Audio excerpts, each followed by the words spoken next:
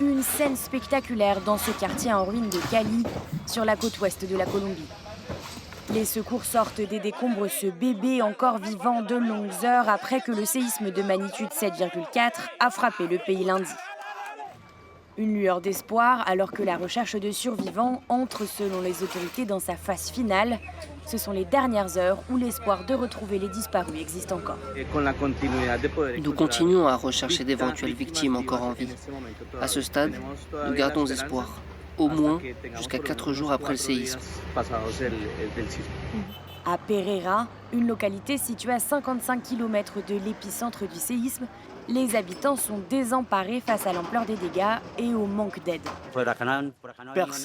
Personne n'est venu par ici. Personne n'est venu nous dire on va faire ceci ou on va faire cela. Rien du tout. La ville avait déjà été frappée par un séisme qui avait fait près de 1200 morts en 1999. Le nouveau président colombien, en fonction depuis le 7 août, a déclaré l'état d'urgence et annoncé des subventions pour reloger les sinistrés lors de sa visite à Pereira mardi. C'est précisément dans ces moments dramatiques et complexes que nous devons nous unir sous un même drapeau, celui de la Colombie. Et c'est dans ce sens que le gouvernement concentre ses efforts.